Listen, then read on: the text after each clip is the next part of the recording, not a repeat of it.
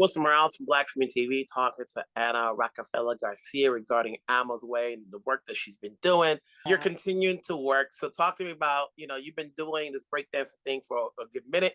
And we're here now. Obviously, it's definitely season 2. Let's take it back for those who don't know your work. How did you get involved with the project? Well, I'm a New York City native, so I'm born and raised here in the 70s. So as hip hop is emerging, I'm observing, I'm witnessing, I'm taking it all in. And when it's my turn, I can jump in with enough, knowledge to make a mark and continue forward. So from teenage to my 20s, I'm dancing, I'm participating in more like local events and festivities. I'm in the clubs. I start dancing on the street for money downtown because I'm from the Bronx, BX. And so I'm creating, this new lane because street dance is new still in the 80s and 90s. And even now it's still, being crafted and pushed forward by each generation that comes into it. So eventually I end up doing some music videos, I end up doing some background dancing, I get into theater, and then I open up a dance company with who will then become my husband, and it's called Full Circle Soldiers, based in the Bronx. And that is pretty much where I'm at, where we are embracing newer iterations of dance, hip hop and street dance and club dance, but we're really about preserving hip hop classic styles like breaking, rocking and popping, and even some New Jack Swing, so that people are aware of the roots and even like what led to hip hop, what are the roots and the influences. So that's where I'm at, and I'm so happy and I was really excited and honored to be a part of the consultant team for this episode that was going to center around Alma being a B girl, a female breakdancer. And how does that work when you're working on an animation project? Well, it's my first time, so I totally had to learn as I go, which is kind of how hip hop is. And I think that the first thing was them sending me a script and then me sending over to the animators a couple of links on YouTube for them to use as reference for what it was that I hoped to be consulting, and how Alma is going to show up and how her friends and her community center and her community is going to show up. And then every time they had a draft, they'd email it to me, and I'd have a few days of a turnaround to give feedback. Now, were you aware of the show prior to them coming to you? I was, and because of the way that hip hop has been framed as just an African American thing, I just didn't think that a Latino-based, Puerto Rican-based TV show or cartoon would want to include hip hop as like a topic, because it always felt like there's Latinos here and then there's hip hop there, and there is obviously Latin rappers and Latinx rappers and dancers, but in the commercial realm there seems to be like a split. So I was very excited when they reached out to me. But yes, I did see, because I do sometimes work in the middle schools, I do work in community centers where there's posters and things of that nature. So I did see it, but it wasn't part of my universe until that moment.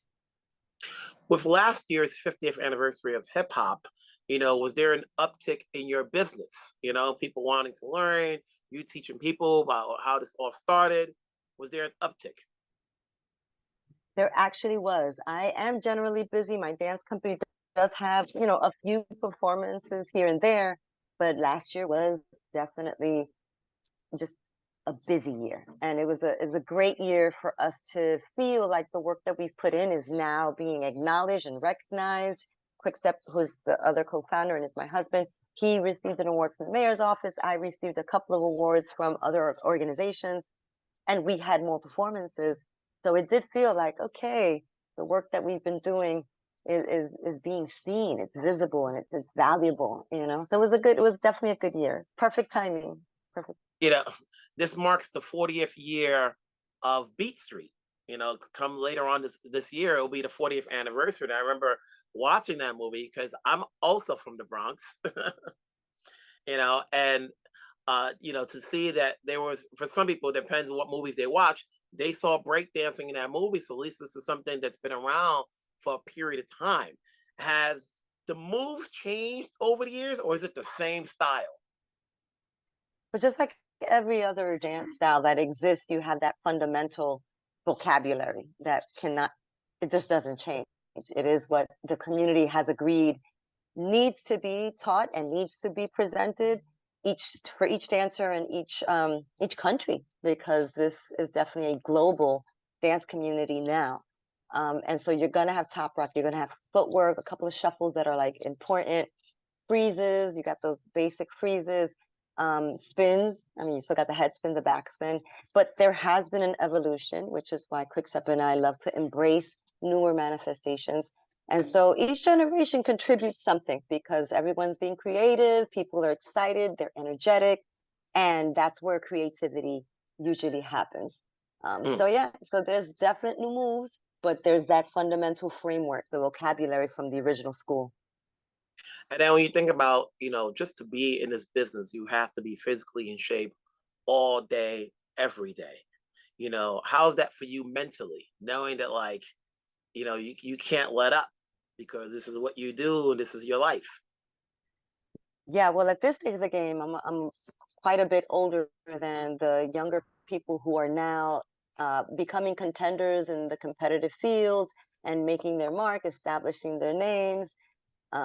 Being able to, I think at this point, this generation is able to access more funders, sponsors. They can tag someone on Instagram or TikTok, and not someone. They can tag a Sony, they can tag Nike to their Instagram or their TikTok, and then immediately get those eyes on it. Maybe even monetize their account. And so this generation definitely has access that my generation didn't, and the original generation before me did not. We had to go out. We had to go be seen.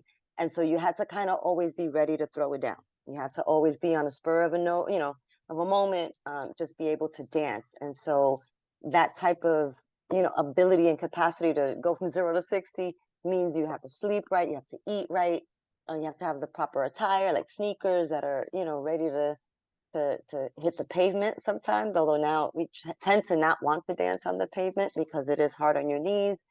But at my age, I'm still taking care of my nutrition and exercising and stretching and trying to get a good amount of sleep.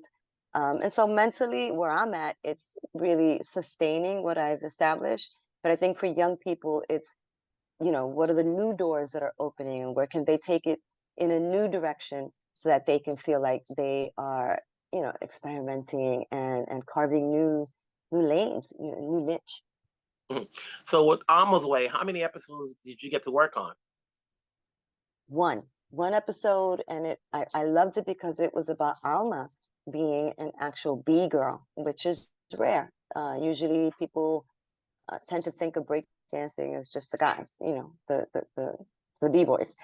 So it was great to work on this one and be able to have her mentor, someone at the community center, have her mom also, show and prove, and then her little brother who was picking it up. So it was great. It's a great story. There's an arc there, and it was really just heartwarming to consult and be a part of that. Did you get to meet with Sonia? Obviously, everybody knows her work from Sesame Street, and when you see her face, it goes, "I remember her." I did not get to meet her, but I feel like there's a legacy and a lineage that now I'm connected to because I do work with young people. I do work with adults too, young adults. So I feel like you know, how appropriate, to be able to work on something that she is spearheading and lend my forte, my area of expertise to this particular, platform and this story. So yeah, it's wonderful. Full circle for real, because I So watched her. when you're not working, obviously, on this series, what do you do to stay humble, where you can just like chill, relax, where you don't have to teach a mentor? When you can turn it off now. I have different things that I do, and so I do have a t-shirt collabo, line that I work with female Japanese graffiti writer named Shiro. This is one of my t-shirts. That was for the 50th. It's called Shiroka, Shiro and Roka, Shiroka. And so I am working on trying to get new designs, or maybe print some shirts, take it out to an event or one of my performances. I do choreograph. I do help to run and manage this dance company. You know, a lot of people wear the words boss, but being a boss is being on top of like paperwork, contracts, booking rehearsal studios, getting wardrobe funding, and the taxes. And then I have an assistant now. So I do have someone that's helping with the website, helping with social media. So that really helps. So I have to wear all the hats. And Mhm. so, yeah, performances are coming, and we have to, hire and work with other artists and dancers and DJs. So there's a lot. There's still a lot in my universe. I'm still active, but I'm not competing. I'm not going out to other states or countries every week. And I don't always have to dance or perform, So again, it's great to be in New York City because there's so much happening. I turned into a professor out of nowhere. So I work with the New School University, or I'll do like a one-off here or there. And like in Philly, which I just came back from last week. So it's great. I think New York City is a great place to be. You just have to, be able to establish what it is that you know and see how it evolves as the time passes. Mhm. Mhm. Before I let you go, just for anybody who's going to be curious, where did the name Rockefeller come from? Oh, the name. Yeah. Well, I was starting to have big moves in that I would execute in the circles, the dance circles, which is where we generally go to freestyle, whether it's at a party, a club, or right outside at the festival or block party. And I started to, confront some of the dudes. So then I was like rocking the fellas. But really, when I started to dance on the street for money downtown by Times Square, then during the holidays, we would set up in front of Rockefeller Center, and I was dancing there often. And there was a police officer who would move us as a group, like, okay, you don't have a permit. And I kind of, played back and forth with the cop, and I was kind of like, yeah, you don't know me, I could be related. And he was like, oh, sure, Miss Rockefeller. Okay, Lady Rockefeller. All right, gather your belongings, personal invite. And so every time he would come to remove us and he'd see me, he would give me this really cute, okay, Madam Duchess Rockefeller. And so I would promise I wouldn't fire him. But, that's kind of a joke. But in reality, as I started to rock the fellas, and that became my name. And then it was not only setting a goal for myself to get all the big moves and really become an elite dancer that's well known, but also to just stick to that I'm a woman bringing womanhood and sisterhood into the circle, so that there's this balance. And it's been great. I think people call me Rock now, Rock for short, because I'm not really battling. I don't rock any fellas. But it was definitely a moment in my journey where I had to create a new identity within hip hop, because Anna Garcia wasn't going to Too cut it. common. So Too it's common. definitely common. Oh my God, that's such a common name, but yeah. Yeah. Well, So it's I'm been a so pleasure speaking with you. Obviously, we want to get this story out, Almost way, your story out.